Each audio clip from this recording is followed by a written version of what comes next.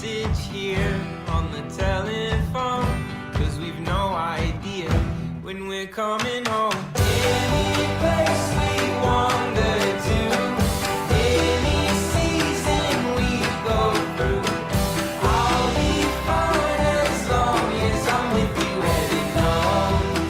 Heaven knows, running round the world. All right. Good afternoon, folks. You're going to notice something different today. We are unfortunately Daveless. This just happened a few minutes ago. I believe he's getting his beard laminated and was unable to join us. He just messaged me. No, he's good. He had work emergency in the city, so it's going to be a shorter show today. But I have a really interesting guest who I'm going to bring in right away, and we're going to have a chat with.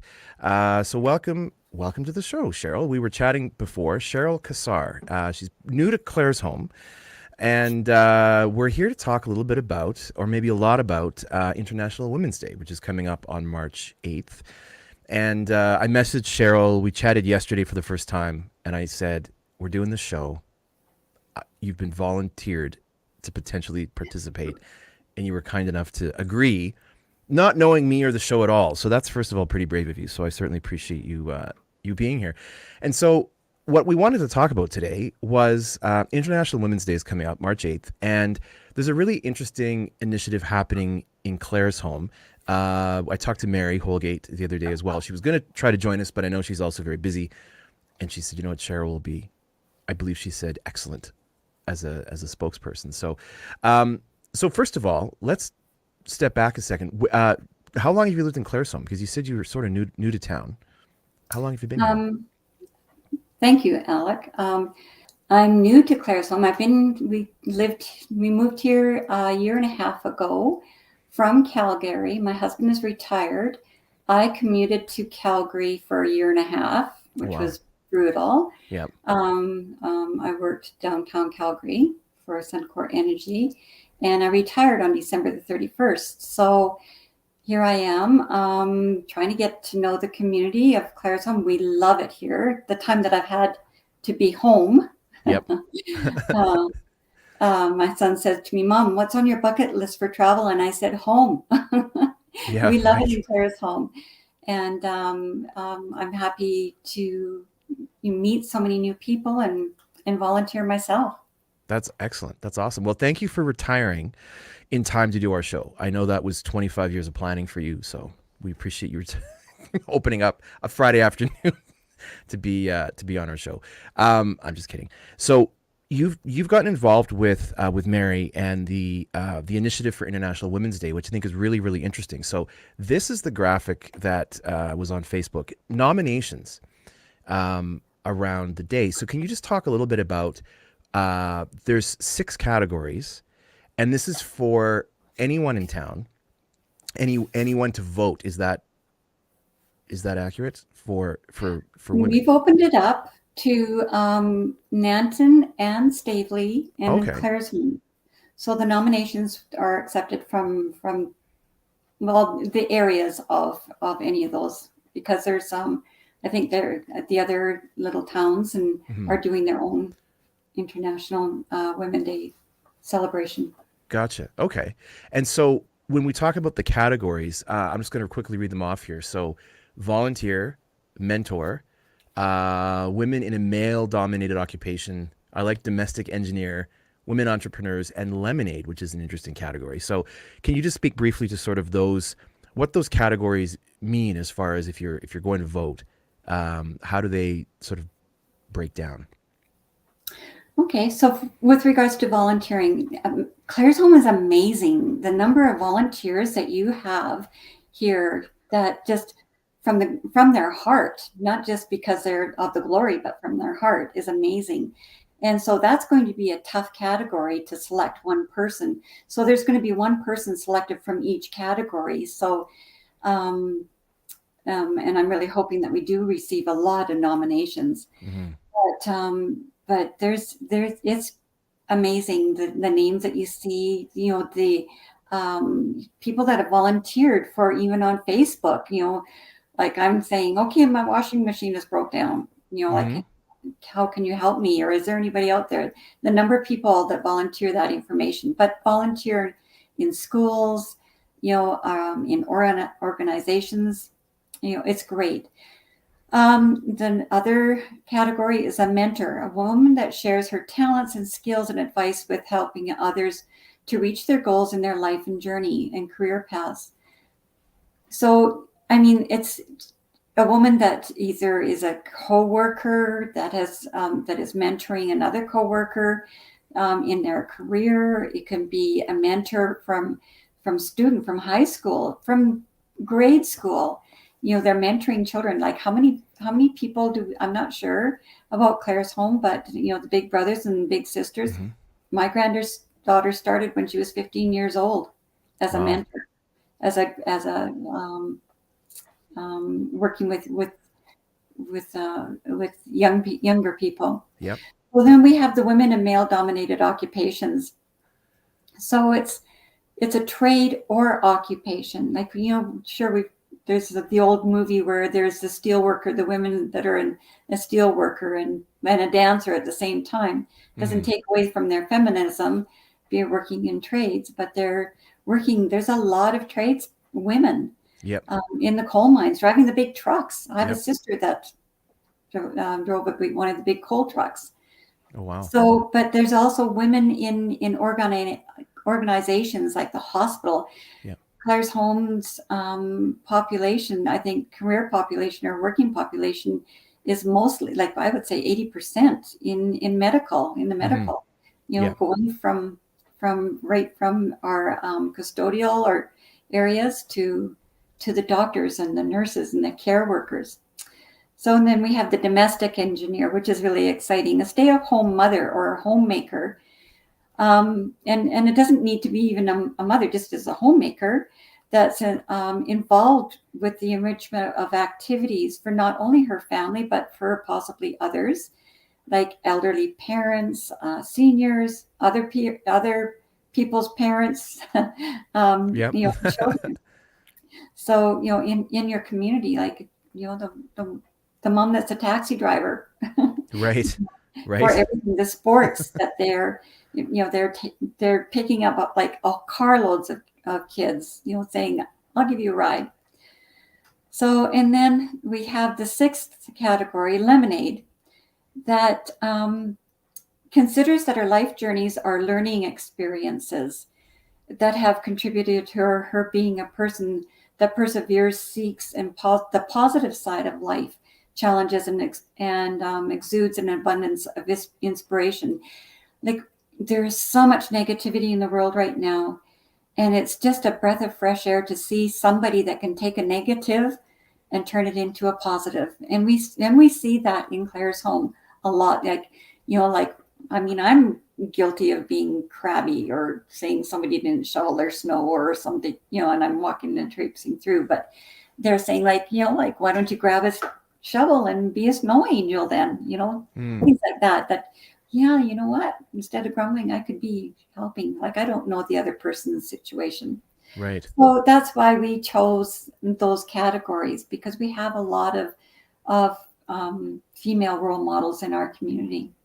Awesome. That's great. And these categories are of your own with your committee. You've come up with these kind of for this community. Thanks to Mary, she helped. She offered a lunch. She said, "Are there any volunteers in the community that would be interested in helping this happen?" And there was 8 ladies that a couple of them couldn't make it at that time, but they were certainly involved in the background and informed and are working still on the committee.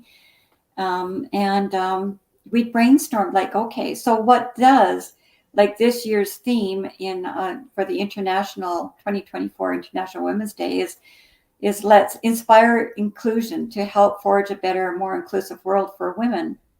So we thought, okay, well, what kind of categories can we come up with that kind of relates to that theme? It's to openly embrace the diversity of women that we have in our community. Right. That's excellent. And so that theme is global this year as far as International Women's Day. That's the global. It's been a global International Women's Day since 1911. And it's funny because right before the show, I asked you, I said, how long has it been, around and active? I wouldn't have guessed that. I thought it was certainly came to be well within my lifetime, but I was way off. That's over 100 and some years. And interesting when you think about the 1911, there was a good 10, 12 years there where International Women's Day existed. Women couldn't vote.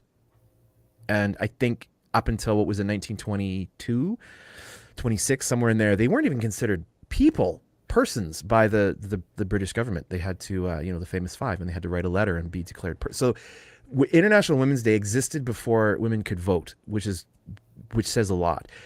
Over the years, how do you think International Women's Day has sort of changed or shifted as far as its sort of perception to everybody? Because it feels a little bit like it's over the years in a good way. It's gaining traction and momentum. Like we're talking about it, and it's not for another month. Does it feel a little bit like it's become not about just one day? It's not like it just shows up on the calendar one day and we go, oh, it's International Women's Day. It feels like there's conversations happening like this in the weeks leading up to it, where you've got these great initiatives where now we can start thinking about, well, who to vote for, and who do I know that fits into that category, and who deserves that kind of recognition. Do you feel that as well, or can you speak a little bit to sort of how you see this day has sort of changed over the years? I can, yes, and with even with I'm going to build on what you're saying, is that with Truth and Reconciliation, the Indigenous people, that in the Indian Act, that women were not allowed to vote in Canada. Mm. The First Nations women were not allowed to until I think about in the 1980s, 1990s. That short time ago. So in the beginning, it had to do with a lot of women activists that were saying, "Hey, we're human beings. We want to be treated as human beings, not as second class. We want to be a citizen." And so it was. I think it was the worldwide feminist journalist Gloria Stinstern, that started this International Women's Day to recognize women and in what their roles were as a human being. So, and then, it's changed a lot. I was sharing a story with you earlier about in 1980, I was driving along on BC between Revelstoke and Salmon Arm on these switchback roads. Oh, yeah. Yeah, I know it well. And I had my 3 children with me, and they were young, and I got a flat tire. And I'm thinking, when I didn't have AMA, they didn't have AMA in 1980, I don't think. Well, maybe they did, or BCAA. Mm-hmm. And so I had stopped my vehicle. I opened my trunk, and I was trying to figure out, okay, what do I need? And I need all this other stuff. And a logging truck driver stopped. I shouldn't have said truck driver, just a truck driver stopped and pulled in front of me. And I'm going, oh, thank God. I got some help, and my kids, it was a hot day. And I've got my children, and he walked up to me, and he looked at me and looking at my trunk and pulling out the spare tire. And he said, so what do you think of women's lib? And I was kind of surprised, and I'm going, I'm not sure what you're referring to.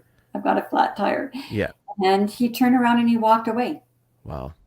And left you stranded waiting for some. Left me with the children. So that was in 1980, and it was just really it was an eye opener for me of women's liberation, and how it's affecting the woman's rights, I guess, or for a gentleman to, and I'm sure today he probably is the best guy ever and probably pulls over and helps the woman out. But those days, we would hope.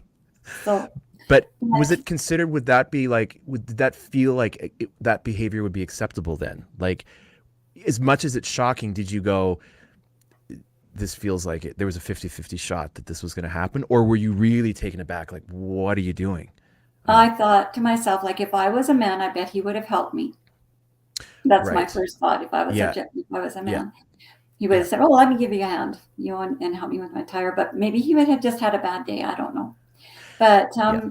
but now in the last 10 years, for sure, the last 20 years for sure, International Women's Day that's being celebrated by universities, by Mm-hmm. corporations, by schools and high schools, and a lot of other areas all over the world. They're celebrating them in different ways, like big corporations in Calgary. They don't have a nomination. They have a day where their boss sends them to the International Day workshop, Mm. with their sponsors, and they have lunches, and they're celebrated. Those business women and women in general are celebrated and recognized and appreciated. So there's a lot of workshops offered and speakers. You hear Yeah. motivational speakers and whatnot. So, but there's smaller communities. There's a lot of smaller communities all over the world, like in the U.S. and in Asia and Mm-hmm. in China. All over the world, where they're nominating women that stand out in the community, in their Mm. communities, that went the extra mile, that are role models, that are positive, and role models to other women and other children, young ladies, youth, teenagers, and things like that. So, Yeah, yeah, yeah. Which is a very important thing to think about, in that, it's not only recognizing women today and what's happening in front of you, but the effect that that has on the generation or generations coming up. And it's funny. I had an interesting experience a couple months ago that kind of was like one of those moments where it was an interesting measure of maybe progress, or at least, something that really stood out to me. My both my kids have had braces and all the orthodontic stuff, and because they unfortunately were born with my teeth, and their orthodontist, the entire office, there's two orthodontists and all of the hygiene, everyone, it's all full women staff. There's no guys. I noticed it only because when I was growing up, orthodontists were men. So yeah. there was already like a shift of like, oh yeah, why wouldn't women be orthodontists? But back in the 80s, you just didn't see it. And we'd been going there for years. And then it wasn't that long ago. My son at the time, he was like 13. We're driving home and he said, I did you notice that it's all women that run the office? And I was like, yeah, from sort of the beginning. But to him, it was like he didn't have anything to compare it to. And it was kind of, because then he was like, well, are there men who are orthodontists? Oh, it was after he'd had his wisdom teeth out, because the surgeon was a man and was actually the husband of his orthodontist. And he went, oh, are there male orthodontists as well? And I went, yeah. But it was an interesting moment because I kind of went, oh, that's his perspective. He's only ever seen women in that role. Does that feel like a shift? Hopefully that feels like a bit of progress. And it was kind of neat because it didn't it wasn't unusual to him. He didn't question it. He questioned it the other way only because he'd not seen men in that role. And so I would hope that those little things along the way things have shifted. And they're a very, very busy office, so it obviously is, they're very good at what they do. But even just in that sort of between him and I as a generation, those shifts feel important, that it wasn't something that was around we didn't see that when I was a kid. So I hope that is a signal of progress. And I'm sure there's lots of that going on in other professions as well.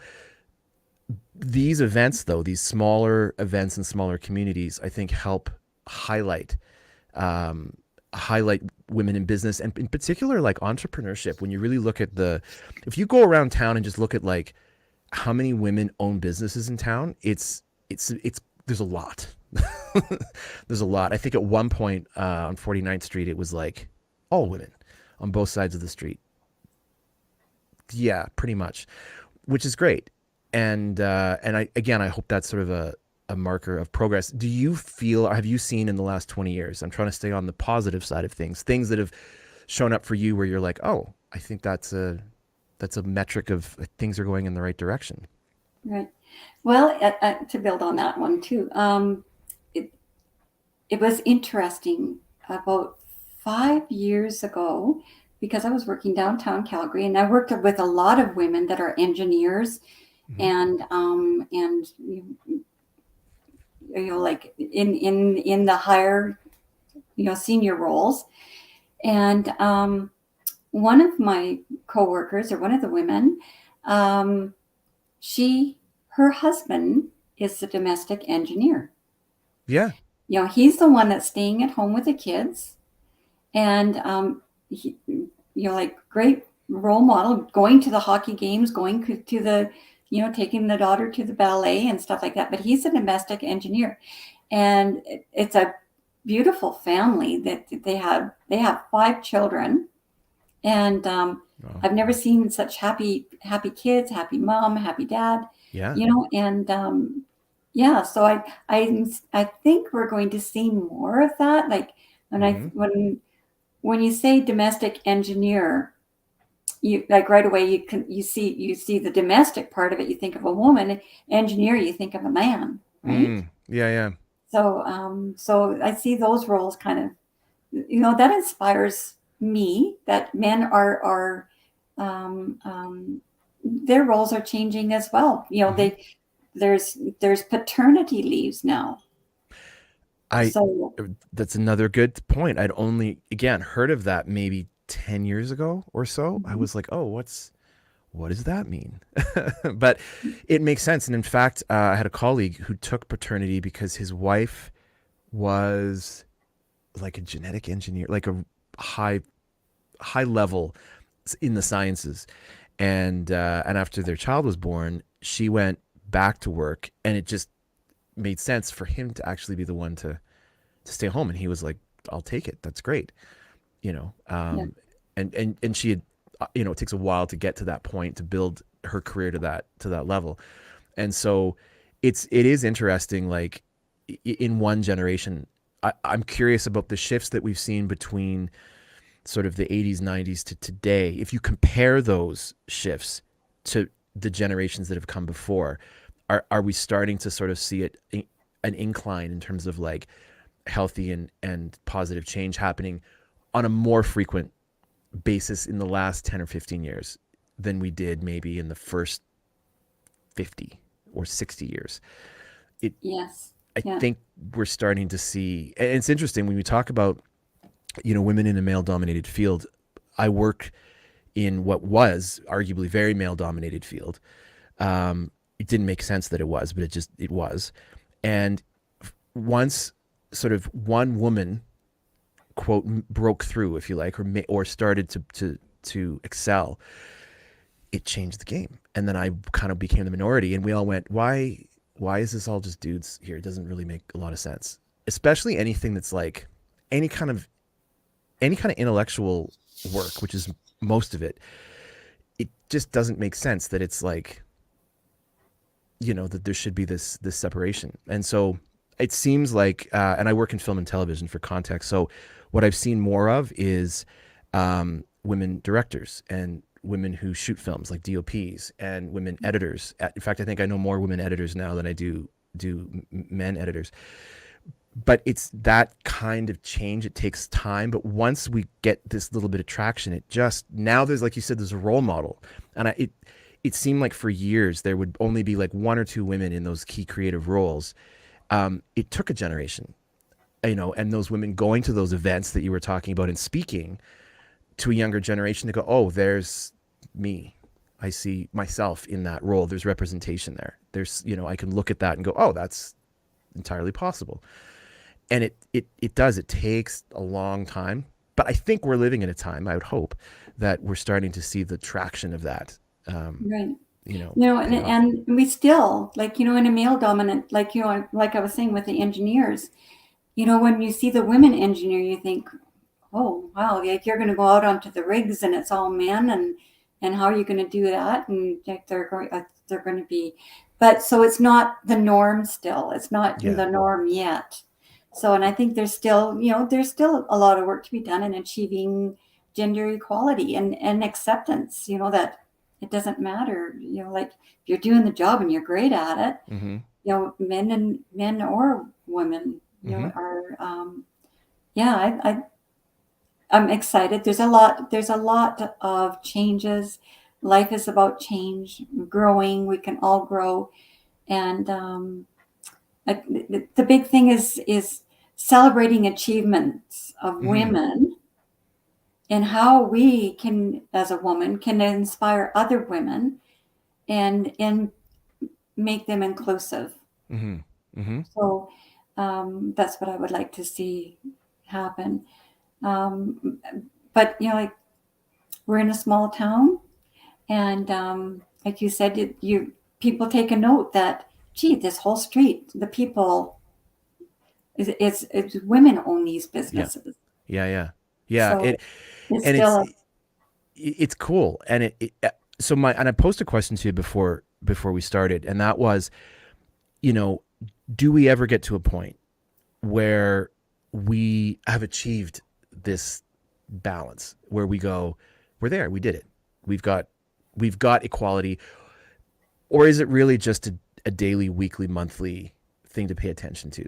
Because I don't know how we would ever evaluate if it's quote we got there, we did it, it's over, we've got it, we've got equality, let's move on. It feels like it is like a daily awareness of it, and even things like noticing how many women own businesses.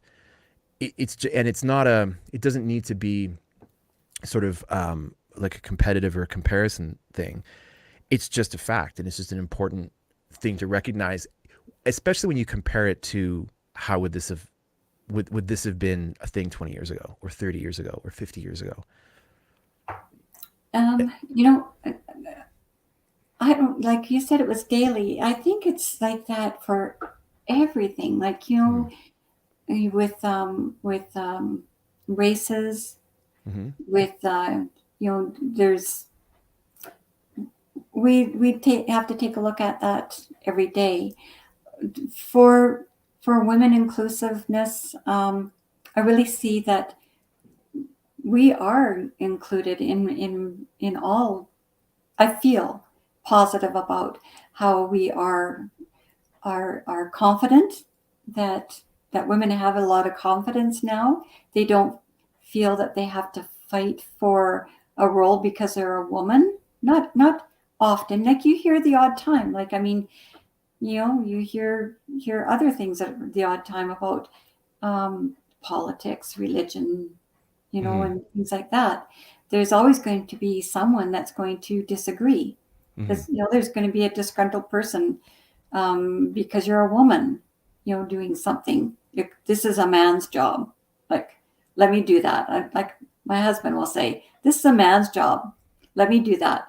And, like I'm going, yeah, like sometimes I really like to be treated like a woman, That's right. When it's so minus there's a lot of, 37 and you have to take the garbage down, it feels like a guy's. This might be a that might be the guy's job. There is a bit of a joke in our house about the what is a blue job and a pink job, and it's all in jest. It's all for fun. But there are certain things I think that we kind of fall into naturally. But it seems like it's that big center piece of jobs that really shouldn't be assigned to men exclusively, yeah. because when you start thinking about it, it's like, but why? Like, for example, my son's orthodontist. It was like, what about that job is there's an advantage for men to, like, there's no, when you really dig into it. And so it's very it's comforting, I think, to sort of go, oh, this has changed. And it's funny, like my parents will tell stories about like when they were kids, sort of growing up in like the 50s and 60s. And I remember even in like the 90s, them saying, oh, well, that's interesting. Like pointing out those things that today we would go like, are you seriously? Like you'd be surprised by that. But even like women as a doctor, or the other way, occasionally you get the other way where it would be like, that man is a nurse. And now we don't, I think the whole male nurse, I don't think we say that anymore. I think we just say nurse. Yeah. And we don't, we may bring to mind a woman, but it's far more common now for it to be a man as well. But we don't, I think that that's kind of become, we don't delineate, oh, it's a male nurse like we used to. I think it's kind of shifted. But It's like, again, how many men are in the nurse's role? Like how many nurses do you see in the hospital? not a ton. Yeah. Yeah. Not a So ton, but perhaps a little more than there used to be. And I wonder too if people are just looking really at like the role, like what is the role, and at the individual being just good in the role or not. And one of the interesting conversations is around like what's happening when we look downstream at certain professions. And my mine being one of them. The question was always, why are there not more women in the film and TV industry? And we were kind of looking at it like, well, what's happening right outside these doors or yesterday that's maybe stopping people from coming in? And I think now we're looking at it more like, no, like what's happening way earlier in the pipeline, like with girls and young women who are coming out of, say, high school or going into university. Where is that culture maybe stopping them from wanting to take classes or get into the industry, or looking at it? Are they looking at it and going, too many guys, this is all guys, I'm out, I'm never going to make it? Is there something going on with that? And I think we're more willing to look kind of downstream and earlier in the process to say, well, where are these discouragements happening? Like interesting, like growing up as a kid, like I remember taking little music classes in school where they would talk about, composers, and they would, it was but Beethoven and Mozart and Chopin and Vivaldi, like all of the guys. And as a kid, you just kind of grow up thinking you got to wear a wig, and it's a job that men do. But there were just as many women who wrote music back in those days. They just didn't get any funding or love. And you wouldn't be able to tell by listening, obviously, because that would be weird. But it's just those early indicators, I think, growing up that, this is a job subconsciously. This is a job only for men or only for women. And so events like this and days like this, I think, are important to kind of broaden our scope a little bit and go, we can probably think about this a little bit differently. And I agree. I think there's still work to do, but how tremendous though to have something like this in the community. The other thing I was going to ask you, voting. Anyone can vote on this, I assume. Men, women. yes, Okay. anybody can vote. It can be a teenager can nominate. Awesome. Are you talking about nominating or voting? Voting. Voting. Okay, so the voting part of it. Okay, the voting part of it. There's like the 8 women. Yeah. Just meant here the voting. So we're not really voting, right? So we're nominating somebody. Nominating, right? Sorry, nominating. Okay, so yes, anybody can nominate. That can be a young child. A child could nominate. Gotcha. Like somebody that's a big role model in her life or his life. Teenagers. We don't have an age limit. We don't have a category. It can be men or women. Gotcha. So no, Okay. there's no restrictions on that for sure. The internet, this is supposed to be the International Women's Day is a day to celebrate, the collective efforts of women and the achievements, and that inspire others, and include others. It can be, like not just include or inspire people, not just women, but other women that are role models to other women. For instance, it's Valentine's Day coming up. I wonder how many women are going to buy their husband a rose. Ooh. And men love, like you would not believe how many men love roses. Interesting. So, guys, that might be ladies. I'm going to get a rose now, probably for Valentine's Day. That's a really good point. And speaking of Valentine, are you able just to stick around with us for a couple more minutes? Because I know I told you on the phone yesterday, 10 minutes. Cheryl, 10 minutes. This interview's going to be 10 minutes long. we've been here for 35 minutes. And I know you've probably got other things going on in your day, but I'm just wondering if you can stick around with us for a couple of minutes while we quickly run through a few things going on in town, because they're kind of connected. We've got a few Valentine's Day things coming up, and our good friend Mary Holgate is actually involved in yet another initiative that we want to talk Yes. about briefly.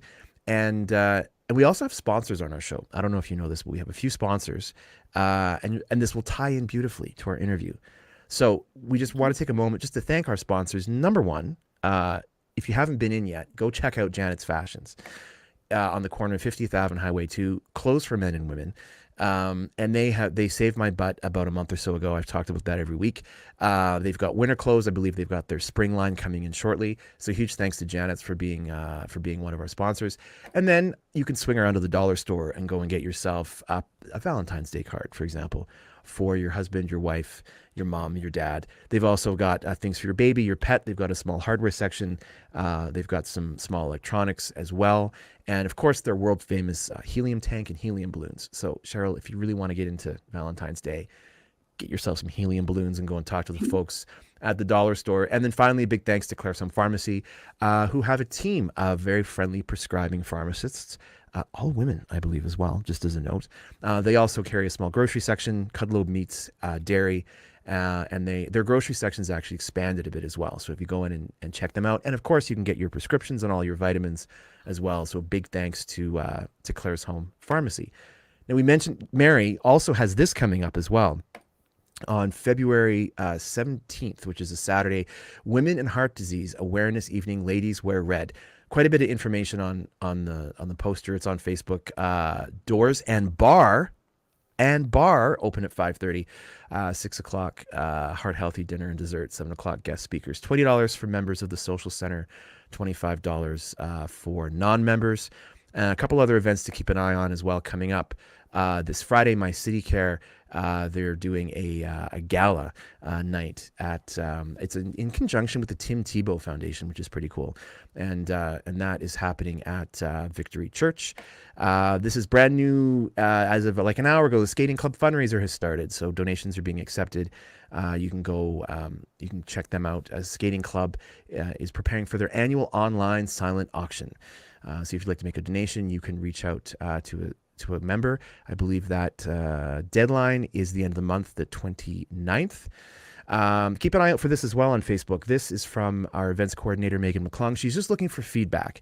And so this is the poster. If you click on it, it will get you to the link where you can go and talk about events, things that you like, things that you might want to change. She's really been open to feedback in our events planning moving forward into 2024. Now, Sheryl, I'm not saying this is perfect for you, but just as a thought, if you want to be a part of a fashion show, the Winter Festival is looking for girls who are interested in joining a fashion show. And so what Megan has said, she's looking for any ladies aged 16 to 80 who would like to help show off some of the local boutiques' spring styles. Janet's Fashions might be involved in that. So if you're looking to get into that, you can reach out to Megan as well. And finally, this is the last day, I believe, to submit your Love Your Pet Valentine's Day photo contest. Send a photo of your loving pet to CLP Graphics at shaw.ca. This is Claresholm Local Press. Closes at 5 o'clock today. So the winner will receive a basket of love filled with prizes to pamper both you and your pet. If you're wondering what that looks like, I have an example for you of what you and your pet, this is me and this is an embarrassing photo, but I'm going to share it. So here's a picture of me and my dog. This is me on my birthday last year, and my friends got me a cake with me and my dog. So there's a good example. This is probably going to end up in the paper on Wednesday. It's okay, you can laugh. It's a little bit ridiculous. So there's me and my ridiculous Havanese on a cake. So there's a good example of how the Valentine's Day Love Your Pet photo contest with CLP, Claresholm Local Press. So thank you for riding through that with me. That's our sponsors, and that's our news for the week, things happening in town. And a huge thank you to you, Sheryl, for joining us. I just wanted to add that the nominations are going to be have to be dropped off at by March the 1st, so that the committee or the team has a good time to review all of the nominations. And there's baskets. So that one picture of the basket that you sent, There's you can pick up the nomination form from Flowers on 49th and put it in a sealed envelope. There's an envelopes there. Janet's Fashion also has a basket and nomination forms, and Willow Creek Quilts also. Awesome. Perfect. Okay. That's excellent. And so March 1st is the deadline to get the nominations in, and then that gives you roughly a week to go through everything. And then are you announcing winners on the 8th? Yes, it'll be announced on the 8th. The committee will be personally delivering the awards and a basket of there's some gifts to each of the individuals personally. So that's awesome. So that will take place as well. That's great. And you'll have your work cut out for you going through all the nominations and coming. You know what? It's a great team that everybody's working there. We're actually meeting next week to start fitting, getting all of those logistics worked out and we'll have it all together. But this is the second one, thanks to Mary. Yeah. In Claresholm. So I hope it continues. I hope we have success and I mean, look at all of the other things that are happening in Claresholm. Yeah. Like who is doing that? Like there's a lot of amazing people here. Yeah, very, very strong volunteer base here for sure, and people really gravitate to their strengths and the things that they're passionate about and what they get excited about. And I've got a comment here, and I'm just going to quickly read it because I always have to. There we go. I'm going to pop this up here. Gloria, thanks for engaging with us. Good conversation. Your truck driver story is an example of a man not understanding the concept of women's rights. It's about respect, equal opportunity, equal pay, equal power, the right to have a voice and opinion. It's not about taking away from men. The end goal is to improve the human race. That's a really good point. And I think sometimes when we talk about rights, any group, we talk about their rights. It isn't more rights. It's just equal rights. It isn't extra. It isn't beyond. It's just, these are all human rights. So thanks, Gloria. That's very well. And it fit in the screen perfectly. So I don't know how you did that. That's nicely done. That's a really, really good point. No, it's exciting. And I hope you're busy. I hope you're busy going through all the nominations, which is really the goal. And we'll be keeping an eye. What day of the week is the 8th? Just a minute here. March the 8th, just a minute, is, I think, let me just see, is Friday. Well, would you look at that? We do our show every Friday. So I have a feeling if there's some way we can connect the two things, maybe the announcements we'll be talking about it on the show on Friday. What time of day roughly do you know you'll be we can discuss that and we can get back to you on that. Okay. Like I said, we're meeting, and if that's something that that we can work into, I'm sure we will be. We'll have it done before the 8th for sure, because we have to have awesome. the awards created. Yeah. Well, hey, if there's something that we can work out where we can make some announcements on the show, just think about it, and we'll stay in touch and come up with a plan for that. Okay. For sure. Awesome. Well, it brings us to the end of the show. Thank you so much for sticking with us. I know it was longer than 10 minutes. But really interesting conversation, which I feel like we could have kept going for at least another hour. I think you had to have a joke there. Yesterday, I was telling you that, like, this is not much lead time for me. Right. We were talking. Well, Dave is usually the joke guy. He would have come up with 3 or 4 jokes by now. And but we did get into a good conversation. I'm not. Maybe sometimes there's not a room for a joke. I'll think of it. If I think of it, we'll make it on the 8th. Well, let me just, okay, I'll leave a smile on your face. Okay. My son was in university and in Ontario, and we're talking about your picture. Yes. Oh, yes. So my son was in Ontario, and it was a long ways from BC, and he decided that he was going to get himself a little puppy dog. So he got a little beagle. University, he was in residence, but they were allowed to have a dog. And this woman, she was in law. She was in law school in Osgoode Law School, and she walked by this young fellow with her dog, and noticed that he had the cutest little puppy. And she said, that is a chick magnet. And Nice. they've been married now for 25 years. Really? I was hoping that's where it was going, but I didn't want to. That's awesome. That is awesome. So the dog helped him find his future wife. Exactly, chick magnet. Wow, chick magnet. I like that after all of this International Women's Day, equal rights, we ended with chick magnet. That's a nice way to end. That's funny. That is a good story. That's an awesome story. Awesome, sure. Well, thank you so much for sticking around.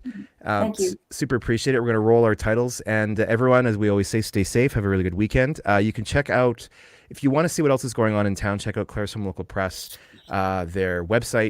It gives you a breakdown of everything going on. And also a shout out to Santana Tom, who every Friday will post on her professional Facebook page what's happening in town as well, just to make sure that we don't miss anything.